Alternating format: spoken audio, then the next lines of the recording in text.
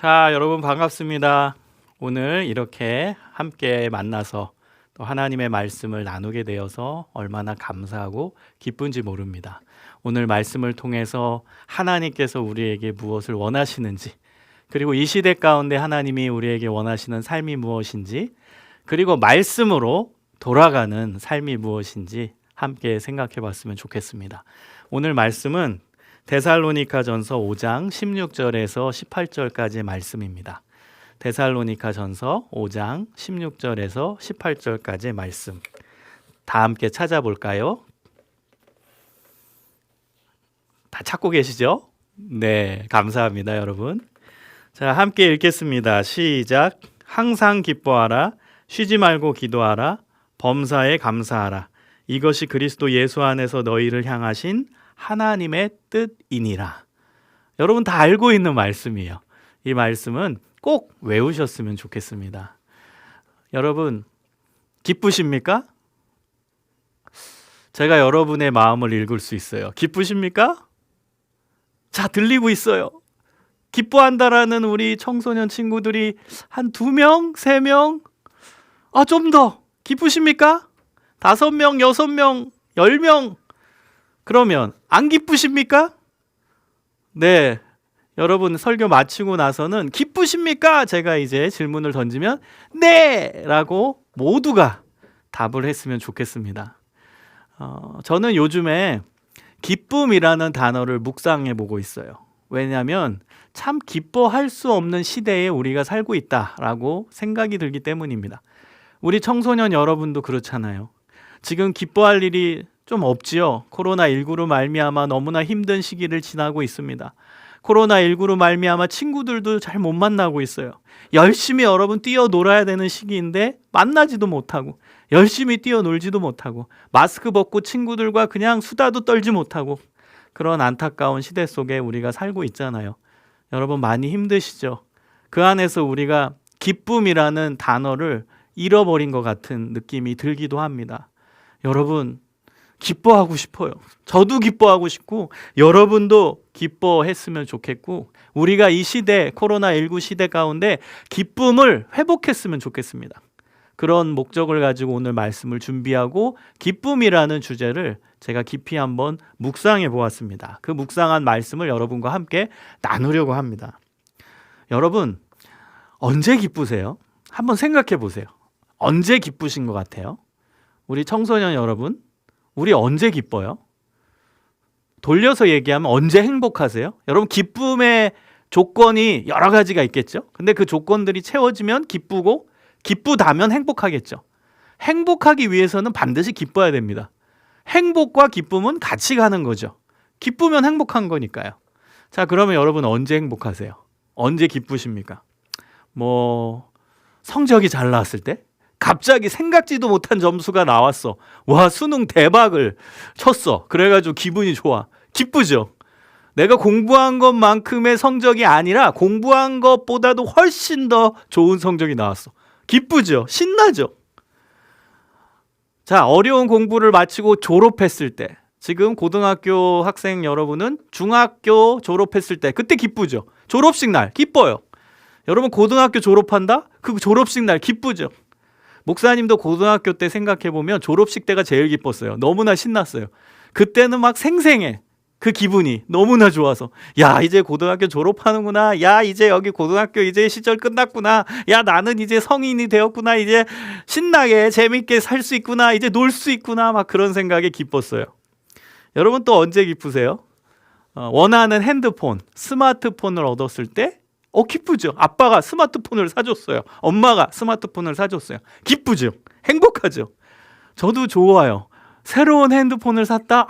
생각만 해도 막 기뻐요. 그 새로운 핸드폰 가지고선 그 안에 있는 기능들 다 사용하고 싶고, 그 기능들 친구들한테 자랑하고 싶고, 나 이렇게 좋은 핸드폰 쓴다. 기쁠 것 같아요. 누군가가 맛있는 음식을 사줬을 때 여러분 기쁘죠. 먹방 잘 보시죠? 저도 먹방을 종종 봅니다. 먹방을 보면은 이 랍스타 드시는 유튜버들 부러워요. 얼마나 기쁠까? 저도 평생에 랍스터를 먹은 게 딱 한 번 있어요. 얼마나 맛있던지. 여러분 비싸서 먹기가 너무나 힘들잖아요. 그런데 유튜버에서 그 유튜버 멋있는 유튜버가 나와가지고 그 맛있는 그 랍스터를 막 쌓아놓고 먹을 때 그걸 대리 만족을 하면서 와, 저 사람 같이 저렇게 랍스터를 많이 먹을 수 있다면 얼마나 기쁠까? 그런 기쁨 우리가 생각해 봅니다. 정말 기쁠 것 같아요. 맛있는 거 먹었을 때, 누가 맛있는 거를 사줬을 때 그 기쁨은요, 또 말도 못하게 기쁘죠. 자, 그런데요, 잘 생각해 봅시다. 이 기쁨은 감정이에요. 맞죠? 이 기쁨은 느낌입니다. 다시 말하면요, 기쁨은요, 자연스러운 감정이고 자연스러운 느낌입니다. 자연스럽게 느껴지는 겁니다. 내가 맛있는 음식을 먹었어요. 그럼 기쁘죠. 그리고 나한테 스마트폰을 누군가가, 아빠가, 엄마가 선물해 줬어요. 기쁘죠. 그 자연스러운 감정으로, 자연스러운 느낌으로 되어지는 겁니다. 그래서요, 여러분, 기쁨은요, 강요될 수가 없는 거예요. 예를 들어서 슬퍼하는 사람한테 가서 기뻐해라, 기뻐해라. 기쁨은 옵니까, 여러분? 자연스러운 느낌과 감정이 기쁨인데, 슬퍼하는 사람한테 가가지고 야, 슬퍼하지 마, 기뻐하라고. 지금 화가 나가지고 막 소리치는 사람한테 가가지고 야, 소리치지 말고 빨리 기뻐해. 그러면 그 사람이 씩 하고 웃으면서 아, 기쁘다. 이게 돼요, 여러분? 안 되죠. 왜요? 기쁨은 느낌이고 감정이에요. 여러분, 느낌과 감정은요, 강압될 수가 없는 거예요. 주입될 수가 없어요. 그거는 자연스럽게 흘러가는 게 감정이고 자연스럽게 주어지는 게 느낌이기 때문입니다. 자, 여러분, 오늘 제가 기쁨에 대해서 깊이 있게 한번 생각해 보는 겁니다. 우리는 과연 기뻐할 수 있을까? 성경에서 얘기하고 있는 기쁨, 우리도 기뻐할 수 있을까? 그게 우리 안에서 가능한 것일까? 우리 한번 깊이 있게 생각해 보자는 겁니다. 자, 그렇다면 지금 방금 전에 뭐 핸드폰을 갖게 됐을 때 기쁘고, 또 여러분의 눈높이에서 얘기하면 좋은 대학에 들어갔을 때 얼마나 기쁘겠어요? 여러분 열심히 지금 공부하고 계시죠? 왜 공부해요? 대부분 대학교 가려고 공부하죠. 대학교 가도 좀 더 좋은 대학에 가려고 열심히 공부할 거예요. 그럼 여러분이 원하는 대학교에 합격을 했어요. 기쁘겠죠?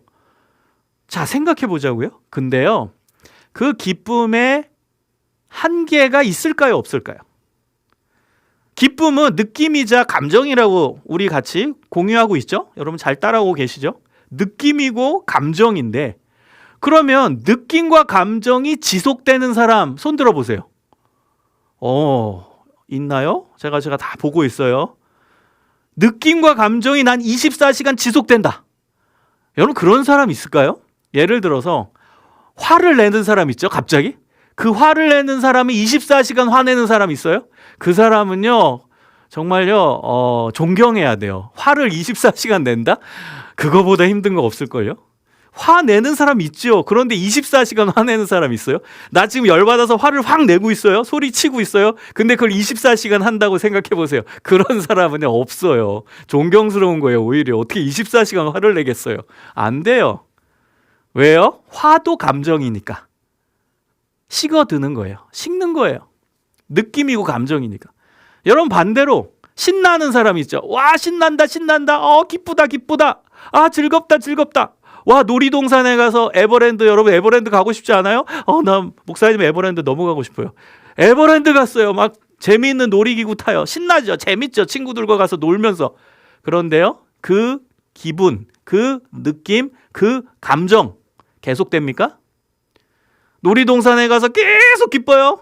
그리고 집에 와서도 계속 기뻐요? 계속 즐거워요? 아니잖아요. 식잖아요. 여러분, 이게 문제예요. 식어요. 그게 문제입니다. 여러분, 좋은 대학에 들어갔어요. 그 기쁨과 그 행복감 얼마 갈까요? 여러분은 지금 그 기쁨이 계속 될 거라고 기대하죠. 아, 좋은 대학에 가면 진짜 기쁠 거다. 좋은 대학에 가면 나는 계속 기뻐할 수 있을 거다.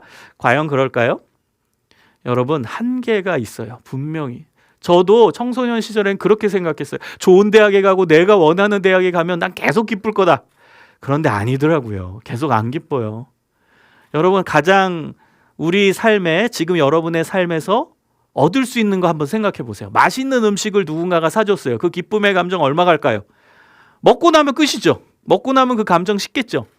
자, 엄마 아빠가 원하는 스마트폰을 사줬어요. 그 기쁨의 감정 얼마 갈까요? 일주일? 열흘? 한 달? 한 달 가면 저는 많이 간다고 봐요. 여러분 핸드폰 새로 샀다고 한 달 지나고 2달 지나고 3달 지나도 와 신난다. 나는 이렇게 좋은 핸드폰을 갖고 있어서 너무 행복하다. 그 기쁨의 감정이 계속 3달간 지속되는 사람은 아마 없을 거예요. 아마 한 2달 지나면 새로운 핸드폰이 또 눈에 들어올걸요. 와, 저 핸드폰 또 새로 나왔나? 다른 회사에 저 핸드폰이 내가 가진 핸드폰보다 더 좋은 것 같은데? 다른 핸드폰이 눈에 보일 거예요. 좋은 대학에 들어가도 여러분 그 기쁨의 감정은 대학 시작과 동시에 어찌 보면 사라질 수 있어요. 여러분 우리의 현실이 되잖아요. 그러면 신기하게 그 기쁨이라는 감정과 느낌은 사라져요. 우리가요 여행을 갈 때가 더 기쁨 감정이 있을까요? 가기 전이 더 기쁨의 감정이 있을까요? 가기 전이에요. 왜? 설레잖아요. 와 내일 신나게 놀러 간다. 제주도 간다. 생각해 보세요. 그럼 밤잠을 설칠 거예요. 기대가 돼서. 막상 현실이 되면 어떻게 돼요? 그 기쁨의 감정이 식어요. 신기하죠? 여러분 기쁨의 감정은 식습니다. 느낌 식어요. 제가 개인적으로 가장 행복했을 때, 가장 기쁨의 감정이 충만했을 때를 생각해 보면은요, 박사 졸업했을 때요. 목사님 박사예요. 박사 졸업했을 때요. 공부를 마치고 박사 학위를 딱 받을 때 그때 얼마나 기뻤는지요.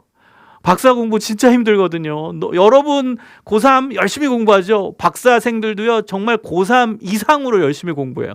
밤을 새워가면서 계속 공부하거든요. 머리 쥐간합니다. 너무 힘듭니다.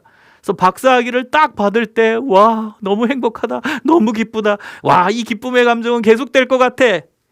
자 제가요 박사 학위 받고 나서 이 기쁨의 감정이 이 기쁨의 느낌이 얼마 가는지 한번 기록을 해봤습니다. 얼마 갔을까요? 제가 진짜 기록을 해봤어요. 이 기쁨의 감정과 느낌이 얼마만큼 지속될까? 여러분 19일 지났습니다. 19일 지났어요. 그러니까 그 이후에는 기쁨의 감정이 아예 없었어요. 박사학위 받고 나서 첫 일주일은 기뻤어요. 그 기쁨의 감정이 어느 정도는 지속됐어요. 2주차 되니까 점점 식는 거를 경험했어요. 3주차 되니까요. 이제 나 뭐하고 살지? 이제 박사까지 받았는데 뭐하지? 취업 걱정이 되는 거예요. 박사, 여러분 요즘에 교수 되기가 얼마나 힘든데요. 박사 됐다고 교수 지원하고 그럼 교수가 다 되는 게 아니에요. 그래가지고 박사 받아도 취업에 대해서 고민하는 사람들이 너무 많아요. 그러니까 이제 뭐하고 살지? 하나님이 나에게 주신 사명은 무엇이지? 또 고민하기 시작하는 거예요. 그리고 19일 정도 지나니까요. 기쁨의 감정이 싹 사라져서 아예 없는 것을 발견하게 됐어요. 여러분 이게 우리 한계예요. 우리 한계. 또 하나 얘기해 볼까요? 목사님이 정말 기뻤을 때가 언제였냐면은 한 17년 전쯤에 차를 처음으로 샀을 때입니다. 제가 이제 군에서 목사님으로 사역했어요. 군종 목사로. 그래서 사역을 위해서 코란도 당시에 코란도 이 찝차 같이 생긴 게 있어요. 막 진짜 찝차처럼 생겼어요. 그거 타고 이제 산길을 가려고. 왜냐면 제가 있던 그 군부대가 산에 있었어요. 그래서 뒤에 초코파이를 싣고 멋있게 운전해가지고 산 위에 올라가서 병사들한테 그 초코파이를 나눠주면서 전도하고 기도하고 그러기 위해서 이 멋진 그 당시엔 정말 이거는 제 워너비. 진짜 내가 가지고 싶은 너무나 가고 싶은 이 차를 샀어요. 어렵게 샀어요. 자, 신났겠죠? 제가 그렇게 갈망했던 차가 처음 생긴 거고 게다가 막 진짜 찝차같이 생겨가지고 군용차같이 생기기도 하고 이거 타고선 초코파이 실어서 병사들에게 나눠줄 생각을 하니까 너무 기쁜 거예요. 자, 처음에 신났습니다. 그 차 타고 여기도 가고 저기도 가고 이 부대도 가고 저 부대도 가고 저 산 위에 있는 병사들한테도 초코파이 주러 가고 막 너무나 신나게 다녔어요. 그런데요, 한 석 달쯤 지났을까요? 불편해지는 거예요. 여러분 찝차 타보셨어요? 이게 의자가 직각으로 돼 있어요. 그래서 허리가 너무 아파요. 그래서 그 차를 타고선 산길은 괜찮은데 이 평지를 다닐 때는 계속 허리가 아픈 거예요. 그래서 운전할 때마다 막 허리를 뒤흔들면서 막 허리를 세우면서 막 운동하면서 그렇게 운전을 했어요. 석 달, 넉 달 지나자 기쁨의 감정은 커녕 와, 차 바꾸고 싶다 이런 생각밖에 안 드는 거예요. 신호 대기에 딱 서 있으면 옆에 이제 세단 승용차들이 지나가면 서 있는 거 보면 와, 차 바꾸고 싶다. 내가 왜 이 차 샀지? 저 승용차 살 걸. 그런 마음이 드는 거예요. 사랑하는 여러분, 기쁨에 대해서 우리가 진지하게 지금까지 생각해 봤어요. 어때요? 기쁨 사라져요. 왜요? 기쁨은 느낌과 감정이니까.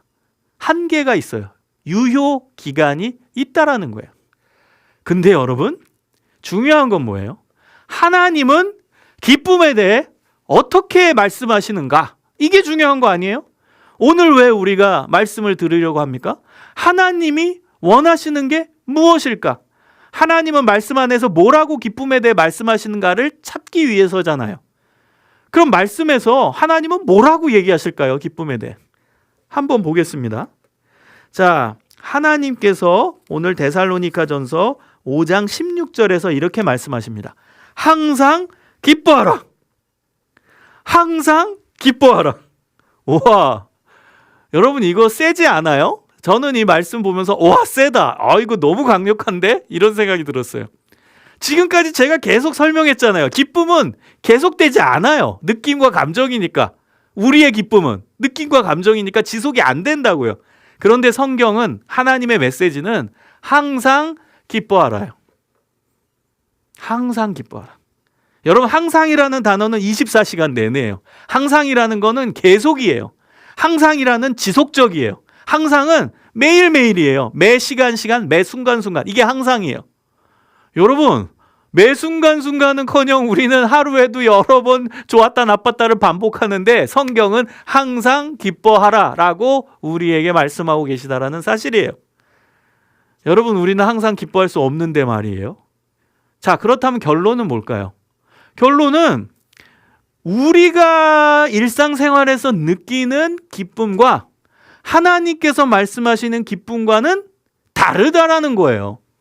우리가 일상생활에서 갖고 있는 이 기쁨, 경험하는 이 기쁨은 감정으로 구성된 기쁨이고 느낌으로 구성된 기쁨이기 때문에 지속이 안 돼요. 그리고 내가 원하는 것을 얻어야만 그 기쁨의 감정이 생겨요. 그런데 성경은 항상 기뻐하라고 얘기해요. 그럼 우리가 얘기하는 기쁨, 우리가 일상생활에서 느끼는 기쁨과 성경에서 하나님이 말씀하시는 기쁨과는 다르다라는 거예요. 성경에서 말씀하고 있는 이 기쁨은 느낌과 감정으로만 이루어진 기쁨은 아니라는 거죠. 여러분, 그러면 성경에서 말씀하고 계시는 이 기쁨은 뭘까요? 하나님이 오늘 본문에서 말씀하시고 있는 이 기쁨은 과연 무엇이냐는 거예요. 여러분, 기쁨에 대해서 제일 많이 이야기한 위대한 신앙인 한 분이 바로 바울입니다. 여러분, 바울은 기쁨의 사람이었어요. 기쁨, 곳곳에서 기쁨을 이야기한 사람입니다. 여러분, 기쁨에 대해서 이야기를 제일 많이 한 책이 어디냐면 빌립보서예요. 빌립보서 아세요? 여러분, 빌립보서 4장 4절에 보면은 뭐라고 나오냐? 주 안에서 항상 기뻐하라. 내가 다시 말하노니 기뻐하라. 바울이 이야기합니다. 기뻐하라. 주님 안에서 기뻐하라. 내가 다시 말하노니 기뻐하라. 기뻐하라. 여러분, 근데요, 이 빌립보서를 바울이 어디서 쓴 줄 아세요? 로마가 만든 감옥에서 썼습니다. 그래서 옥중서신이라고 얘기해요. 아니, 감옥에서 기뻐하라라고 얘기하고요, 내가 다시 말하노니 기뻐하라라고 얘기합니다. 여러분, 빌립보서에서 기뻐하라가 반복적으로 나와요. 그래서 빌립보서의 별명이 기쁨의 서신이에요. 아니, 이게 어찌된 영문일까요, 여러분? 감옥에서 어떻게 기뻐할 수 있고 감옥에서 어떻게 기뻐하라라고 얘기할 수 있죠? 로마가 만든 감옥이 어떤 감옥인지 제가 설명을 드릴게요. 로마가 당시에 만들었던 감옥은요, 지금의 교도소와는 차원이 달라요. 지금의 교도소는 인권이 있고 맛있는 음식도 나오고, 그 음식도 나와요. 잘, 그래도 균형 있게 영양사들이 다 있기 때문에 균형 있는 식단으로 제공하고 이제 맛있는 음식도 제공이 됩니다.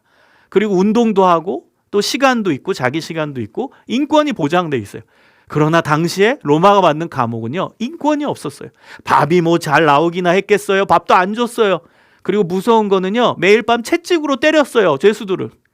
여러분, 로마가 만든 채찍은요, 그냥 이 벨트 같은 게 아니에요. 그 벨트 같은 이 가죽 끝에 가닥을 다 따놓고 그 가닥가닥마다가 쇠구슬과 그 동물의 뼈를 붙여놨어요.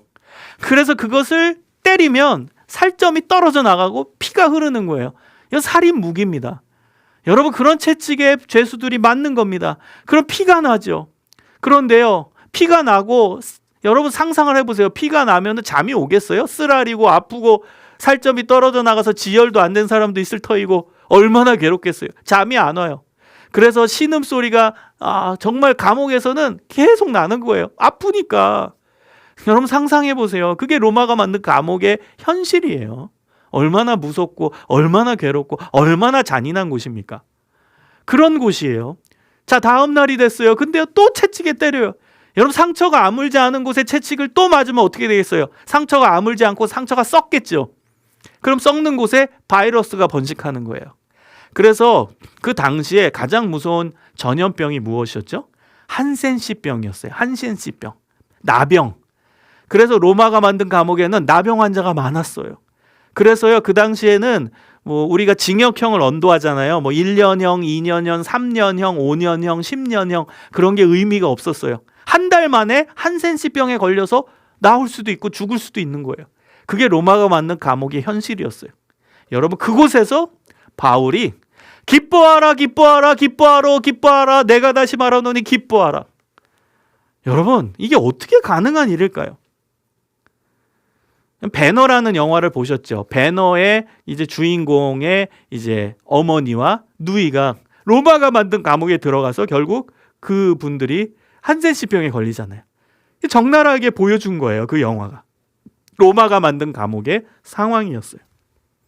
그곳에 바울이 갇혔는데 그곳에서 바울은 이야기하는 겁니다. 기뻐하라고. 예수님을 믿은 이후부터 바울의 삶은요, 정말 괴로웠어요. 예수님을 믿은 이후부터 바울의 삶은 정말 인간적인 기쁨이라고는 찾아볼 수 없는 상황과 환경이었어요. 오히려 불평하고 원망할 수밖에 없는 환경이었어요. 예수님, 제가 예수님 믿고 예수님을 전하기 위해 이렇게 열심히 살아가는데 왜 이렇게 제 인생에 박해가 많고 왜 이렇게 내 인생에 고난이 많습니까? 불평할 수도 있었어요. 그런데요, 바울은 불평 안 해요. 기뻐하지. 여러분, 바울의 삶이 정확히 요약되어 있는 성경이 고린도후서 11장 23절에서 27절의 말씀입니다. 제가 한번 읽어볼게요. 내가 수고를 넘치도록 하고 옥에 갇히기도 더 많이 하고 매도 수없이 맞고 여러 번 죽을 뻔하였으니 유대인들에게 40에서 하나 감한 매를 5번 맞았으며 3번 태장으로 맞고 1번 돌로 맞고 3번 파선하고 일주야를 깊은 바다에서 지냈으며 여러 번 여행하면서 강의 위험과 강도의 위험과 동족의 위험과 이방인의 위험과 시내의 위험과 광야의 위험과 바다의 위험과 거짓 형제의 위험을 당하고 또 수고하며 애쓰고 여러 번 자지 못하고 줄이며 목마르며 여러 번 굶고 춥고 헐벗었노라. 여러분, 이것이 바울의 삶, 예수 그리스도를 전하면서 고난을 받는 삶이 정확히 요약되어 있는 구절이에요. 저는 이 구절을 묵상하면서 제일 눈물 나는 부분이 있어요. 그게 어디냐면 40에 하나 감한 매를 5번 맞았다, 이 부분이에요. 당시의 율법은요, 당시의 법은 40대를 못 때리겠어요. 왜냐하면 40대 사람이 맞으면 죽는다고 생각했어요. 그 당시 의학적 수준에서 사람이 40대 맞으면 죽는다고 생각했어요. 그럼 바울이 40에 하나 감한 매 39대를 맞았다라는 건 어떤 뜻이죠? 죽도록 맞았다는 거예요. 여러분, 죽도록 맞아 본 기회 우리 없죠? 언제 우리가 죽도록 맞아봤습니까? 우리는 그런 경험을 상상도 못해요. 근데 바울은 죽도록 맞는 경험을 5번이나 했대요. 그뿐만입니까? 옥에 갇히기도 했어요. 매도 수없이 많이 맞았어요. 여러 번 죽을 뻔도 했어요. 엉덩이로, 태장은 엉덩이 맞는 거잖아요. 그것도 맞았어요. 돌도 맞았어요. 배 타고 가면서 3번 파선했어요. 일주야를 바닷속에서 표류하기도 했어요. 강의 위험도 있었고 강도도 만났고, 그 다음 동족 유대인들도 자기를 괴롭히고 이방인도 자기를 괴롭히고 시내의 위험, 광야에 가서도 위험을 당하고 바다 건너면서도 위험을 건너고, 그 다음에 거짓 형제들이 나를 모함하고 수고하고 애쓰고 잠도 못 자고 굶주리고 목마르고 헐벗었다. 여러분, 이것이 바울의 삶입니다. 어때요, 여러분? 기뻐할 수 있어요? 바울이 이곳에서 이런 삶에서 기쁘다, 나는 이렇게 기쁘다, 여러분 말할 수 없는 거죠. 평범한 사람의 삶이 아니었어요. 가장 열악한 삶, 일반인은 경험하지도 못한 삶이에요. 여러분, 그 삶 속에서 기뻐하라 라고 이야기한 거예요. 예수님을 전하면서 바울은 너무나 큰 고난을 당하며 살았어요. 유대인들도, 동족 유대인들도 바울을 싫어하고 잡으려고 했어요. 왜냐하면 당시에 예수님 믿는 자들을 잡았어요. 그리고 예수님 믿는 자들을 유대교의 이단으로 취급을 했어요. 그러니까 동족들도, 유대교에 있는 사람들도 기독교인들을 박해했어요. 이방인도 박해했죠. 대표적인 게 로마죠. 로마도 이제 예수님 믿는 자들을 잡아가두고 죽였죠. 이방인도 괴롭혀요. 동족도 괴롭혀요.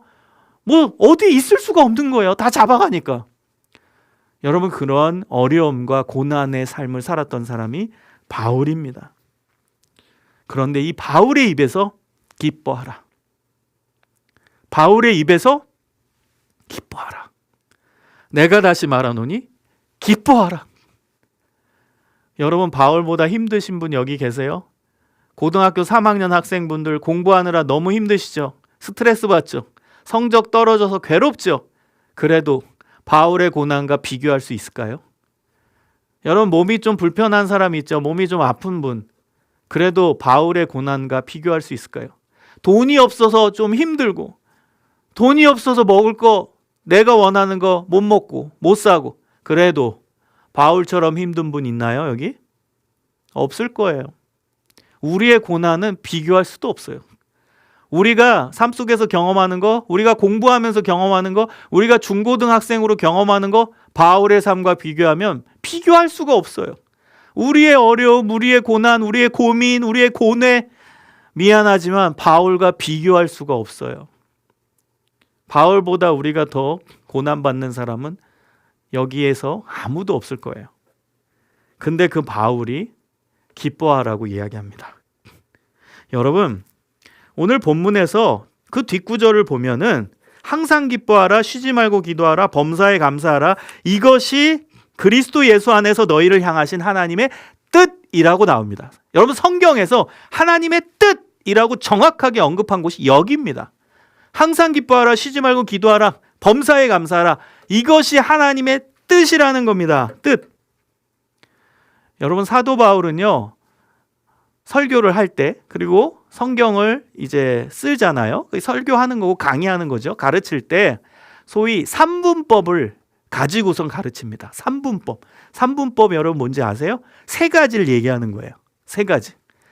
여러분, 사람은요, 세 가지를 이야기할 때 좀 안정감을 느껴요. 예를 들면 우리 머리, 몸, 꼬리 세 가지잖아요. 그렇죠? 우리 자연 시간에 또 과학 시간에 얘기하잖아요. 머리, 몸, 꼬리, 곤충은 세 부분으로 나눠진다. 이 세 가지를 얘기해요. 또 목사님들 설교를 한번 생각해 볼까요? 첫째, 둘째, 셋째. 그렇죠? 첫째, 둘째까지만 하면 뭔가 하나가 빠진 것 같고, 셋째까지 얘기하면은 뭔가 안정감을 느끼죠. 넷째, 다섯째까지 얘기하는 목사님은 반칙이죠. 그거 너무 많이 하는 거예요. 자, 첫째 설교하고, 둘째, 그다음 마지막으로 셋째 하고 또 넷째 이러면 안 돼요. 자, 그래서 보통 셋째까지 해요. 왜? 세 가지를 얘기할 때 제일 사람은 심리적으로 안정감을 가져요. 그래서 3분법은 사실은 우리에게 굉장히 익숙합니다. 근데요, 바울도 가르칠 때 이 3분법을 가지고 얘기하는 부분들이 많아요. 제가 한번 찾아볼까요? 데살로니가 5장 23절에 보면 평강의 하나님이 친히 너희를 온전히 거룩하게 하시고 또 너희의 온 영과 혼과 몸이 우리 주 예수 그리스도께서 강림하실 때에 흠없게 보존되기를 원하노라. 자, 세 가지 얘기했죠. 영, 혼, 몸. 3분법. 고린도전서 13장 13절에는 그런즉 믿음, 소망, 사랑 이 세 가지는 항상 있을 것인데, 믿음, 소망, 사랑 우리 알죠? 세 가지 얘기했죠. 자, 그 다음에 삼위일체론. 여러분, 삼위일체론 아세요? 삼위일체론의 근거가 되는 구절이 고린도후서 13장 13절입니다. 우리 교회에서 목사님들 하는 축도예요. 축복기도 내용이에요.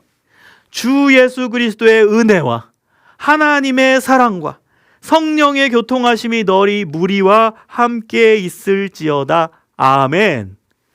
예수 그리스도의 은혜, 하나님의 사랑, 성령의 교통하심, 세 가지를 얘기합니다. 자, 바울은 가르칠 때 이 삼부법을 가지고 얘기하는 내용이 많이 있다는 것입니다. 세 가지를 얘기할 때. 자, 그런데요, 이 삼문법의 특징이 있습니다. 여러분 잘 들으세요. 이 삼분법의 특징은요, 하나, 두 개, 세 개가 따로 떨어져 있는 게 아니에요. 하나, 두 개, 세 개가 떨어져 있는 게 아니라 같이 연결되어 있는 거예요. 같이 통합되어 있는 거예요. 이것이 바로 바울의 삼분법입니다. 이것이 히브리식 사고예요. 사실은 유대인들의 사고인데요, 하나, 두 개, 세 개가 따로 떨어져 있는 게 아니라 하나로 묶여 있는 겁니다. 하나로. 자, 보세요. 영, 혼, 몸. 우리 인간의 구성 요소죠. 방금 데살로니가전서 5장 23절에서 얘기했던 바울이 영, 혼, 몸 세 가지를 얘기했어요. 근데 이 세 가지가 영, 혼, 몸이 따로 떨어져 있는 게 아니라 하나라는 거예요. 맞죠? 여러분, 우리 존재가 영, 혼, 몸이 따로 분리되어 있나요? 아니죠. 하나예요. 통합이 되어 있는 거예요. 영, 혼, 몸은 하나예요. 분리된 것 같지만 하나입니다. 이것이 바울의 삼분법이에요. 자, 그 다음에 믿음, 소망, 사랑. 우리가 잘 아는 믿음, 소망, 사랑. 이것이 따로 떨어져 있는 걸까요? 아니에요. 믿음, 소망, 사랑은 함께 하는 겁니다. 여러분 잘 생각해 보세요. 우리가 누군가를 사랑할 때 믿음이 있죠? 그러면 소망이 있고 사랑이 있어요. 그렇죠? 여러분, 사랑하는데 내가 저 사람을 믿지 못한다? 이 말이 안 돼요. 믿으면 사랑하는 거고요. 사랑하면 믿는 거고요. 그 다음 사랑하면 소망이 생기는 거예요. 내가 저 사람과 함께 갈 때 너무나 행복한 거예요. 미래를 생각할 때 행복한 거예요. 그게 소망이죠. 미래에 대한 소망. 저 사람만 보면 기대가 생기고 소망이 생기는 거예요. 그래서 여러분, 믿음, 소망, 사랑은 떨어져 있는 게 아니라 같이 연결되어 있는 하나인 거예요. 믿는 것이 사랑하는 거고 사랑하는 것이 소망을 품는 거예요. 같이 연결돼요. 통전적으로, 통합적으로. 그래서 따로 떨어져 있는 게 아닙니다. 자, 그 다음에 주 예수 그리스도의 은혜와 아버지의 사랑과 성령의 교통하심, 삼위일체, 성부, 성자, 성령, 삼위일체가 따로 떨어져 있는 게 아니라 한 분 하나님이라는 거. 이게 삼위일체론이죠. 한 분 하나님이에요. 여러분 재밌죠? 한 분 하나님이에요. 그래서 바울의 삼분법은 세 가지를 얘기하지만 그 세 가지가 하나라는 겁니다. 자, 그렇다면 오늘 본문의 놀라운 비밀을 여러분이 파악할 수 있죠. 항상 기뻐하라, 쉬지 말고 기도하라, 범사에 감사하라. 이 앞에 수식어가 있어요. 항상이라는 수식어, 쉬지 말고라는 수식어, 범사에라는 수식어가 있어요. 그런데요, 항상, 그 다음 쉬지 말고, 그 다음 범사는요, 결국 쉬운 말로 다 바꾸면 뭐예요? 항상이죠. always, 영어로. 항상. 항상 기뻐하라. 쉬지 말고 기도하는 게 뭐예요? 항상 기도하라. 여러분, 범사는 뭐예요? 모든 일에라는 뜻이요. 그럼 모든 일에 감사하라. 그럼 무슨 뜻이에요? 항상 감사하라 이거죠.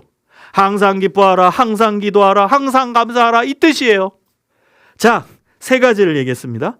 그런데 바울의 삼분법의 특징을 목사님이 조금 전에 얘기했죠. 뭐예요? 따로 떨어지는 게 아니라 하나로 연결되어 있다는 것이죠. 자, 여기에 비밀이 숨겨져 있었어요. 항상 기뻐하는 것이 쉬지 않고 기도하는 것이고, 쉬지 않고 기도하는 것이 범사에 감사하는 거예요. 앞에 수식어가 다 항상이니까 쉽게 다시 설명해 볼게요. 항상 기뻐하는 사람이 항상 기도하는 사람이고, 항상 기도하는 사람이 항상 감사하는 사람이고. 제가 랩 잘하거든요. 랩으로 해볼까요? 항상 감사하는 사람이 항상 기뻐하는 사람이고, 항상 기뻐하는 사람이 항상 기도하는 사람이고, 항상 기도하는 사람이 항상 감사하는 사람이고, 항상 감사하는 사람이 항상 기뻐하는 사람이고. 아이고 힘들어. 자, 여러분 어때요? 항상 기뻐하는 게 항상 기도하는 거고, 항상 기도하는 게 항상 감사하는 거예요. 여기에 이제 정답이 나오는 겁니다. 여러분, 항상 기뻐하려면 어떻게 해야 될까요? 여러분 똑똑해요. 답을 맞췄어요. 항상 기뻐하려면 항상 기도하고 항상 감사해야 되는 거예요. 이게 하나로 연결돼 있으니까. 여러분, 이것이 정답입니다.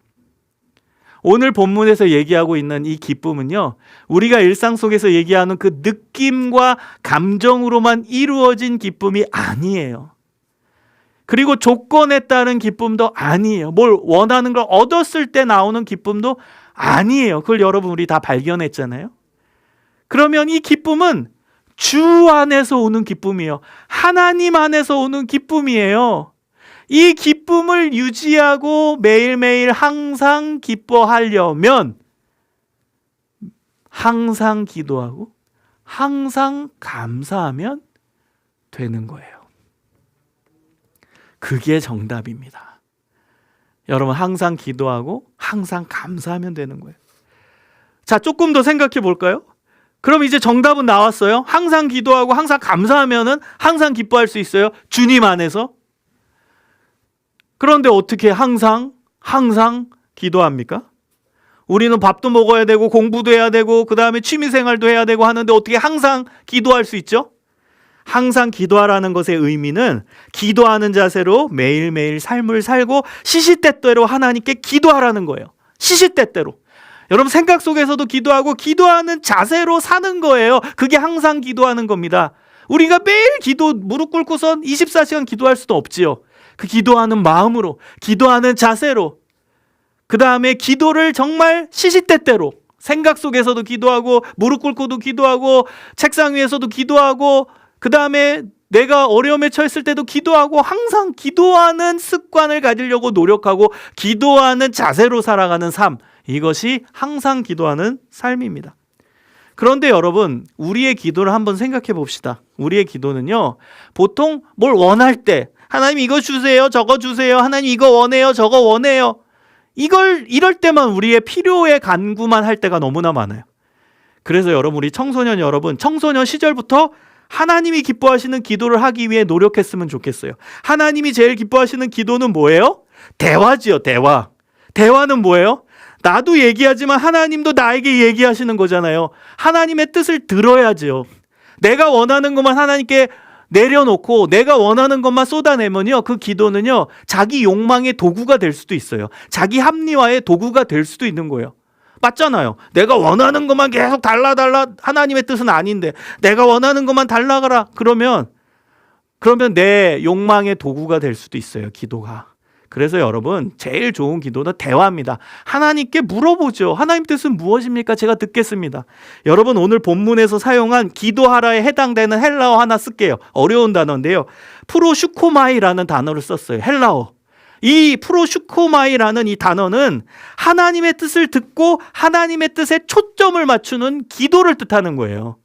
그럼 여러분 항상 기도하라는 의미는 뭐예요? 항상 하나님의 뜻에 민감하고 하나님의 뜻을 생각하고 하나님의 뜻이 무엇인가 내가 성찰하고 생각하고 찾고 그 응답을 구하고 그 다음 살아가는 게 항상 기도하는 거예요.